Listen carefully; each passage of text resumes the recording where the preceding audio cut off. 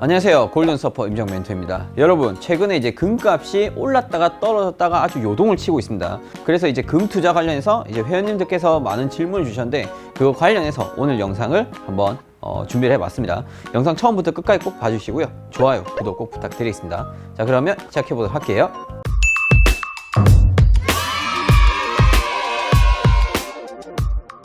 지금 차트상에서 보면 네. 갑자기 이제 하락세로 약간 전환되는 듯한 느낌이잖아요. 네네. 그래서 이게 왜 갑자기 추세가 바뀌려고 하는 건지 잘 몰라서 지금 어떻게 되는 상황이에요? 일단 전반적으로 최근에 이제 2월 달쯤에 이제 우크라이나 러시아 사태가 전쟁 사태가 좀 발생이 되었잖아요. 네. 그러면서 이때 당시에 저점에서 급등을 했어요. 물론 이제 그 전부터 전쟁 한 해 만에 얘기가 나왔었는데 그때는 이제 처음에 횡보를 했었단 말이야.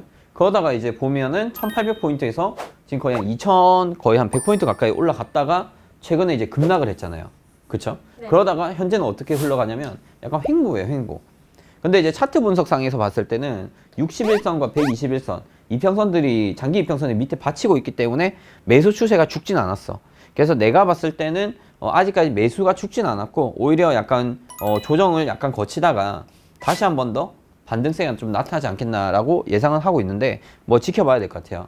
근데 이제 최근에 이제 이 급락은 아무래도 이제 우크라이나나 러시아가 약간 휴전이라든지 조금 평화 협상 이런 게 조금 얘기가 왔다 갔다 하다 보니까 그러면서 얘들이 좀 조정이 나온 게 있거든요. 그럼 대표님, 골드가 이렇게 추세 전환할 수 있는 굳이 전쟁 말고 다른 이유가 있나요? 이제 골드가 조정된 이유. 네.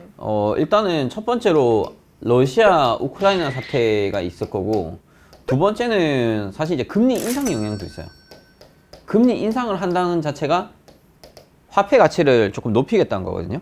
그러니까 화폐 가치를 높이게 되면은 아무래도 이자율이 높아질 거 아니에요? 그럼 예를 들어 예적금리율이 높아지기 때문에 안전자산에 투자했던 금에서 이거를 팔아 제끼고 올라갔어요. 어느 정도에서 팔고 오히려 이 현금을 은행에다가 예치를 할 가능성이 높아요. 금리 인상을 하게 되면. 그렇기 때문에 그런 얘기가 사실은 이제 3월부터 지금 FOMC에서 계속 미국에서 나왔었거든요. 네. 그것도 지금 맞물린 거예요. 그런 얘기가 나오다 보니까 골드가 급락을 한 이유도 있는 거죠. 그리고 세 번째로 이제 유가 영향도 있거든요. 이것도 사실 유가 자체도 전쟁과 이제 영향이 조금 있는데 아무래도 유가가 이제 급락을 하다 보니까 골드 가치도 같이 따라서 동반 하락했다. 그렇게 좀 보여지면 될 것 같습니다. 그래서 유가 영향도 있긴 한데 사실 유가 자체가 전쟁 영향이 있기 때문에 사실 이제 전쟁의 영향 그리고 금리 인상에 대한 영향 이런 것들로 인해서 현재 골드 가격 자체가 급등량이 조금 이루어지고 있다. 근데 최근에 이제 평화 협상 나오고 있고 금리 인상 얘기 나오니까 당연히 조금 조정이 나온 거죠. 그러면은 인플레이션이 다가올수록 왜 금값이 오르는 건가요? 그러니까 인플레이션 자체가 화폐 가치는 떨어지고 물가 상승률 자체는 높아지는 거거든요. 네. 최근에 이제 금값 자체가 전반적으로 오른 이유가 또 있어요. 뭐냐면 러시아가 이제 크림반도 2014년도에 크림반도 사태가 있었거든. 그때 당시에 러시아 화폐가 루블화잖아요. 루블화 가치가 전반적으로 떨어졌었어요. 근데 그때 당시에 금값은 올랐었거든. 근데 이때 금 보유량이 러시아가 많이 없었어. 그러다 보니까 2014년 이후로 러시아에서는 금을 많이 매집을 한 거야. 그래서 매년 금 보유량을 높였었어. 최근에 루블화 가치는 떨어졌지만 금 가격이 올라갔잖아요. 근데 금 보유를 러시아가 엄청나게 많이 해놨잖아요. 그러다 보니까 얘들 입장에서는 해치 차원에서 크게 러시아 경제 자체는 크게 타격을 좀 줄인 거지.